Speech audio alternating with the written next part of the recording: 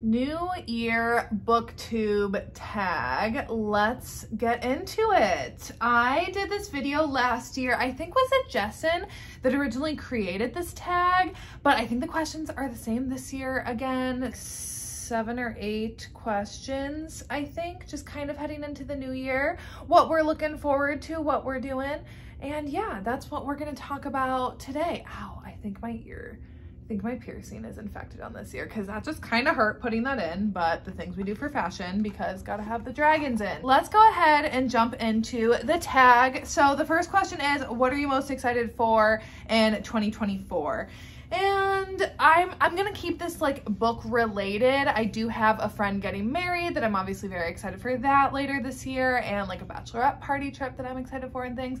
But book specifically related, I am really excited to A, publish more books, and B, mood read all year long. I am so pumped for that, I can't even tell you. So first of all, publishing more. I did publish on my Instagram. I put up my writing schedule for 2024 and what you guys can expect from me on there. So if you follow me on there, you already saw it. Or if you watched my chat chill and get ready with me, I kind of updated you guys on what I was thinking.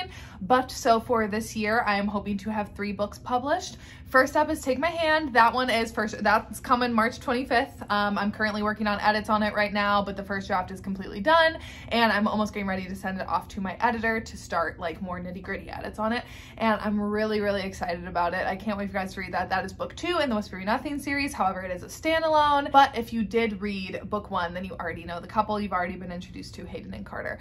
And it's a friends to lovers, rock star, mutual healing kind of romance. It's not as slow burn, but it's definitely still got a little bit of a burn because I don't do insta love. And yeah, that is coming in at March 25th.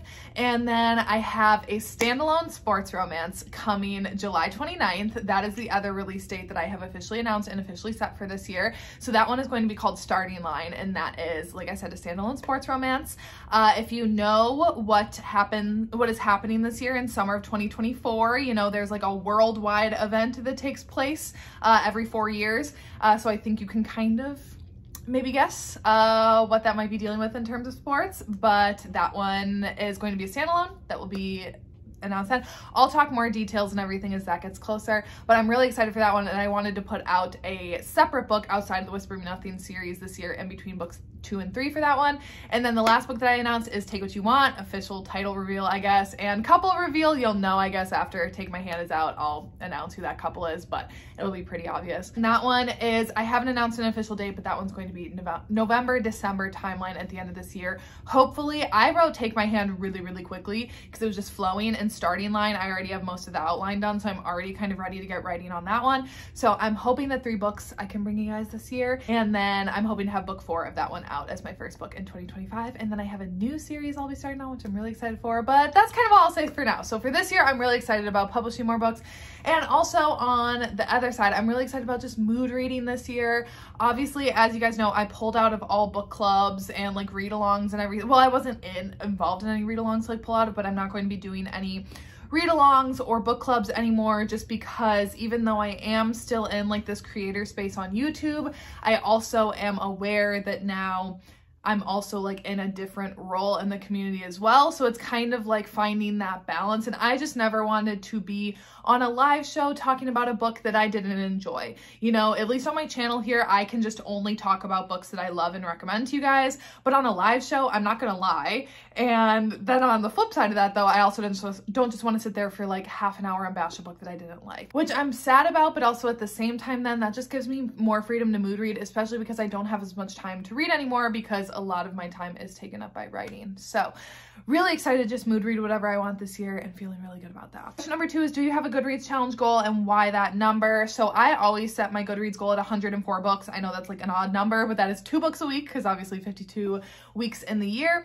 So 2 books a week. And I feel really good about that. I've hit that every single year that I've set it. And even last year where I definitely read significantly less than I have in recent years, I still surpassed that by almost like 30 books, I think. Still feel good about setting it at that 102 or 104 books. But I mean, if I don't reach it, I don't reach it. I know I'm going to be busier this year with other things, so we'll see. But I honestly think that with me mood reading and just kind of being able to read whatever I want, that goal is going to feel a lot more attainable enjoyable than maybe if I was still trying to like force myself to just read things that I had to read. Next one is 3 5-star predictions.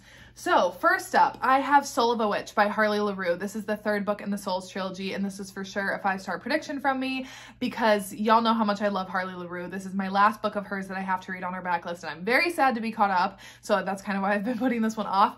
But Her Soul to Take was one of my top books of 2021. Her Soul for Revenge, absolutely loved it, so I don't think this one's going to be any different.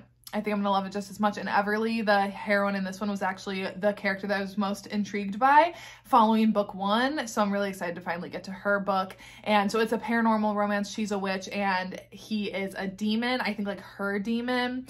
And obviously if you don't know anything about Harley's writing, it's gonna have some interesting stuff in there, but it's also gonna hit an emotional punch, which is what I love. That's like my favorite thing about the Losers Duet, is that it checks like emotional boxes and also like other boxes. So I'm really excited for this one. I think it's for sure gonna work for me. Another one that isn't out yet but comes out in a couple weeks that I'm putting up here is Crescent City 3, House of Flame and Shadow.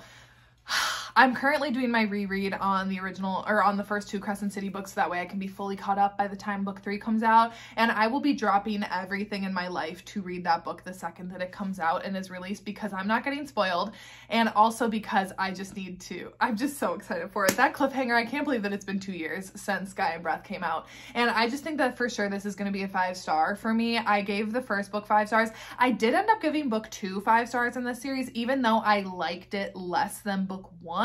It was really the ending what got me. Otherwise, I felt like book 2 kind of dragged a little bit, but now looking at it, I think that this was maybe a little bit more of a thrill, or of a filler book, and I think book 3 is going to bring the punches. So I can't wait for that. And last 5-star prediction that I have for this video is If There's a Way by Jessie Walker. So this is book 2 in the Lost Boys series, but second book following Will and Way. I talked about this book already in my December wrap up and in my top 10, or the first book in my top 10 of 2023, because I loved the first book that much. I read it in December and it made it onto my top 10 list, and I was like, is this recency bias or is this just that good? And it is just that good.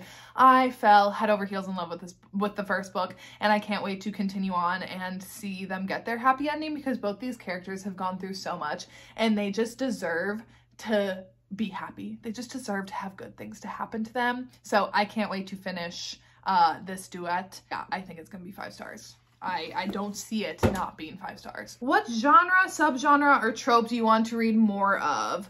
So honestly, I was thinking about this because I feel like a lot of people were like, I want to get back into reading other genres this year. And that honestly is not the case for me. I do love reading like some YA books here and there. I will read maybe like a couple thrillers every year, but I really don't have any interest in reading any other genres outside of romance. Like I just don't care enough. I mean, I love reading like subgenres of romance, but I just want the romance, and that's what does it for me. So I might read a couple more thrillers this year because I do like sprinkling those in, but honestly, I'm not gonna make it like a priority of mine to like read outside of the romance genre when like I don't want to. That I don't really think I care about. Subgenre though, or trope, I would like to read more fantasy romance. I always say that because I love fantasy romance whenever I read it, and then I just like don't pick it up enough. I think because I have like my favorite staples and I just compare everything to those, and like that's not fair for them. I would like to read more fantasy romance this year. Tropes also, I'd love to read more love triangles. I don't really read a lot of love triangles, but I've kind of been like itching for that lately, and I don't know why. Maybe it's because I started The Summer I Turned Pretty, like I started watching that. Don't give me any spoilers. I have literally no idea who she picks. I'm very much Team Conrad. So just don't, I'm only like 3 episodes in, so just don't spoil anything for me in the comments, please, because I want to just like experience it authentically. But I kind of want more love triangles, so I might do some of that more this year. But otherwise, I don't know. I feel like I read a mix of tropes, you know, even like my favorites. I don't even think I even read that many student teacher books last year, and that's my favorite trope. But I think more that was lack of not having a lot, like there were really no like new student teacher releases that were at least on my radar. I mean, I'm sure there were a lot of student teacher books released, but none that like I really heard of. I'd maybe like to read some more sports romance. I definitely read a lot of hockey, but maybe like get some other ones, maybe get like baseball in the mix. I don't know. I don't like care about football. Like football is not like that attractive to me. So like, I don't really know if I care about that, but like baseball, basketball, maybe. I don't know, maybe some more sports romance, or maybe I'll just stick with hockey because I don't care. I understand that the hockey craze is real, but like, I love it, okay? I love watching hockey and I love reading hockey. So that's what I want to do. Let me live my life. Oh, and also cheating. I know it's controversial, but also, y'all know I don't care. I love cheating in a book, and I think that came into play even more so again because I just finished, literally like before filming this video, I had like the last chapter of Bound by Honor by Cora Riley. I was rereading it. I read that book years ago, one of my favorites, and that's how I've been like using audiobooks, is to reread old favorites. I kind of love that he cheats on her. I don't care. It's in a book. It's in a book. If a man cheated on me in real life, oh no, no, no, no. But in a book, I kind of just love all the tension that it brings. So maybe throw some more cheating in the mix this year. This question I honestly don't really have a good answer for, and it's, what trope do you think will be the most popular in 2023? Here's the thing of why I don't feel qualified to make this assessment, because I don't keep up with new releases. I really don't. Y'all know that you don't come here for me to like be the one that's going to be talking about all of the newest releases, keeping track of them all, doing like vlogs and showing you like what's worth it, what's not. I don't keep up with new releases unless if they're from like my favorite authors. I just personally want to read what I want to read when I want to read it, and I don't like having to feel like I need to like keep up with them. So I don't know really even like what's on the horizon or what's looking like is going to be super popular, because I'm just not up to date. And maybe that's a fault of mine, but I don't care. It's just like, that's not the content that I think I'm ever going to have for you guys. And also, I very clearly didn't realize how unpopular rockstar romances are until I wrote one, and I had so many people telling me, oh, I hate rockstar, but I'm gonna give yours a go. And I'm like, dude, I didn't realize that so many people didn't like rockstar, because I personally love it. So I don't know, like, is the small town craze gonna keep going this year? Is the like cowboy craze gonna keep going this year, or are we gonna die down from that? I don't know. Same with like the hockey craze. Are we gonna keep that going this year? I don't know. I'm bad at saying that. I mean, I would love to see some like darker romances back at the forefront or something, but I mean, honestly, I don't see that happening. I think it'll probably maintain small town kind of still taking over, which great for all the small town people. But yeah, I think I'm a bad person to try to answer that question because I just don't know. Okay, name 3 bookish goals for the year. So my first bookish goal is to DNF more. I never used to DNF books, and I used to really enjoy rage reading. I loved a good rage read, and I don't think I DNF'd like a single book in 2020, 2021, and maybe even like barely any in 2022. However, last year I allowed myself to DNF more, and I think I DNF'd like 9 books, which is huge for me because I just never really do that. I always feel like if I started a book and if I invested even like 30 minutes of my time in it, I needed to finish it, because otherwise that 30 minutes was a waste. It doesn't matter if the book still has 4 hours left in it. I feel like then I would have wasted 30 minutes, and I at least need to finish it to read it to be able to talk about it. Here's the thing though now, especially with my channel, that so like in December, I read 13 books, but I only talked about 12 because I didn't like one of them and wouldn't recommend one of them. So I just didn't even talk about it. So if I can't even talk about it on my channel, like what's the point of me rage reading anymore? Especially now with me not having as much time reading because I am just working on other things a lot more. I just truly want to focus my energy on the books that I love. And if I'm not liking something, I'm gonna put it down. So I'm gonna be better about that this year. Hello. Next goal, I wanna read more on my physical TBR. I have so many books that I have sitting on my bookshelves that I just haven't read. Now, granted, I don't really have a problem with like buying books just like on a whim, but I buy like a lot of author backlists, or I do just have a lot in a series that I just haven't like finished yet, or I buy them physically and then I read them on my Kindle. And I'm like, why? Like, if you have the books, I just want to be more intentional about like getting back to reading a physical book. You know, I love my Kindle. I love the ease that it gives me, but I sometimes will be reading like 4 Kindle books at once, but I'm not reading any physical books. And my goal this year is to always at least have 1 physical book that I'm reading and 1 Kindle, and like try to limit my Kindle books that I'm reading on, because I don't know, I just kind of miss the feeling of reading a paperback. And I read my first book that I read this year was on paperback, and I just loved it. It just felt like special in a way doing that again. So I really want to be prioritizing that. And, you know, even like I have the whole Kingmaker series by Sophie Lark in paperback, and I know I want to read them, and I'd probably just read them on Kindle, but it's like, why not at least try reading them physically? So I want to try doing that more and really making some progress on my physical TBR. And my last one is, I'm going to loop back to it, is publishing 3 books, because that's technically still a bookish goal. I want to publish 3 books this year. I'm feeling good about that timeline. Obviously, Take You Down took me a long time to write, but I think that was more a lot of like the mental block of getting over so many things and kind of proving myself that I can do it. Take My Hand, I wrote in 2 months. Starting Line, I haven't started yet, but I have almost the entire outline done already on that, and that just flowed, and I cannot wait to start writing that. And Take What You Want, I have a lot of like big kind of ideas, and now I just kind of have to thread all of the beads together, which I'll do that obviously when I'm done with Starting Line, but I feel optimistic about publishing 3 books, especially because I would only have to write 2 this year, which is what I did last year. So I think I can do it. I think I can do it. And that's my 3rd goal. Then 3 personal goals for this year, which is kind of hard because I feel like a lot of my personal and book goals do kind of intertwine, especially in terms of like publishing and stuff, but I wanted to keep these not like anything book related at all. So my first goal, which is happening, is I'm going to be moving at the end of March. I'm really excited. I actually just signed on a new apartment just over this past weekend. It's still in the same state that I live in, but it's bigger. It's 2 bedrooms, so now I can finally set up an office, because as you guys know, I have a 1 bedroom. I film in here, I work my regular job from in here, I write in here, I sleep in here, like everything.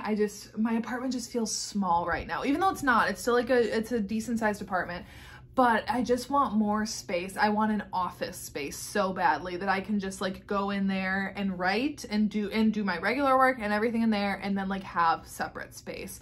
So I'm really looking forward to, I'm not looking forward to moving, but I'm really looking forward to that change, and also having a bigger space for the kitties. I was really hoping that I could find an apartment with like a loft, so they would have like stairs and everything to run up and down on, because they love running up and down the stairs when I go over to my parents to dog sit for them and I take them with me. They love their stairs there, but I unfortunately couldn't find one. But at least it's gonna be bigger for them to run around, and it has a lot more windows for them to sit in and like look outside.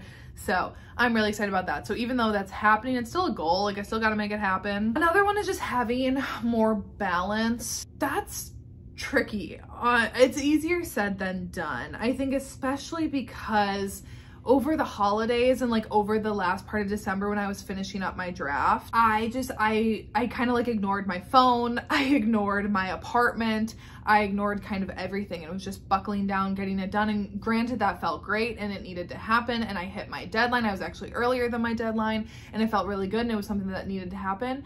But I had like no balance for those 2 weeks. You know, everything else kind of got set by the wayside, and I know that there are going to be times when I'm going to need to kind of like really lock myself down, but I just need more balance, I feel like, between like social life, work life, family, going out more, not like going out more, I don't like going out to the bars, but like just, you know, making more of an effort to be more social, and knowing that that's okay to like step away from work for a while, or like not just reading every single free chance I have, you know, having more balance, even just doing like like getting back into TV shows more, cross-stitching. You know, there are things that I just need to be better about, of not just focusing all of my energy and attention in on something when I feel like I need to have that laser focus. Like that, I don't need to have that all the time. Yes, certain times it's good, but that doesn't need to be all the time. So I just want to have more balance. I don't know what that'll look like, but that's something that I'm trying to be mindful of this year, I guess. And then my last one is just letting things go more. I think I really had to get on board with that in 2023, and I really just need to keep that going this year, because there's so much, everyone just has so much going on in their lives, and at the end of the day, this is all supposed to be fun. YouTube is all supposed to be fun. The Instagram community, that's supposed to be fun. And I just feel like so many people take things like very, very seriously. I think especially too now with me kind of stepping back from the creator space, I just want to let all of that go. I just want to keep my head down, write my little books and just kind of do that. I'm not really as engaged anymore, but also that comes with also having to let that go, is not getting my feelings hurt when I see people doing things without me anymore, you know, because it's like I did take a step back from it. So it's like I have to remind myself that it's like they're not including you, it's that you took this step back and you're not really in their space anymore, and like that's okay. That's hard, you know. And I think like the knee-jerk reaction to kind of like get some kind of way about it, I just need to be at peace with that, you know. And I think just to I think it's hitting on something deeper, is that now I do kind of feel in a bit of like a floater space between communities, because like I'm not really in like the writer community, you know, like I don't really have like author friends, you know, that like see me as an author. And it's kind of like sometimes like I get kind of lonely about it, other times I'm like I kind of like that I'm in this space. I don't know. I don't really know even what I'm trying to say with that. I guess what I'm trying to say is that I'm just trying to not let things bother me that are not important. Like at the end of the day, this is like supposed to be fun, and I don't like, these things don't affect my everyday life, you know. They don't matter in the grand scheme of things, and that's what I'm trying, I guess, like perspective. I'm just trying to keep things into perspective. Kind of tagging on to that, what do you want to leave behind in 2023? I think worrying about what other people think at all. I mean, I think it was a big turning point when I obviously published Take You Down, was because I was I guess, you know, anyone's gonna be scared of putting their work out there and for people to judge and for people to talk about. And as being a reader, I know that it is like every reader's full right to give a completely honest review. And I just had to kind of get over that, of being like, whenever like I haven't liked a book, I've never thought like, oh, that author is a piece of shit, you know, like I've never like thought that.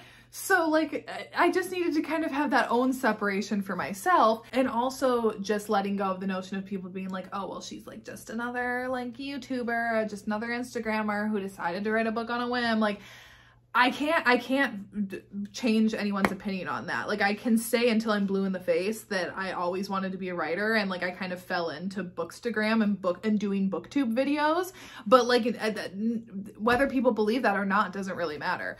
So it's none of my business what other people think of me. You know, you just kind of got to let that go. And I feel like I definitely started to kind of turn that way in 2023, of just being like, you can't, ultimately at the end of the day, you can't choose how people feel about you. Even like comments, you know, like when I get mean comments, I can't, like, I don't know what you want me to do. Like I can't help certain things. I can't tell you how you should feel, and like I can't control, like not everyone's gonna like you, and not everyone's gonna like everything that you do. And I don't know, I've kind of like found myself letting that go in 2023, and I just want to like keep that energy rolling. This year I really just want to like keep my head down, do my work, and kind of leave it at that. And that's kind of what I think I need to do. I'm hoping just for like a good 2024, you know. I'm feeling like good about the year. I'm feeling really, really excited about the stories that I have. And I'm just really grateful to anyone who like still is on this side of the journey with me on like booktube, you know. Well, anyways, that was a bunch of rambling, and if you're still even here, I'm so sorry that you had to deal with this, because I don't even know, why did I talk for almost 13 minutes in this past clip? What did I even say? Probably nothing even that important or exciting, but you sat here anyways, so thank you. I am going to have on Friday my anticipated 2024 releases. I think I have like 10, which is kind of surprising because, you know, indie authors don't normally like, you know, announce releases that far in advance, but I think I have like, actually maybe I have like close to 15 on this list. I'm really excited. So anyways, that'll be up on Friday, and then we'll see what'll be up next week. I don't know yet at that point, but yeah, that's it for today's video, and I will see you when I see ya.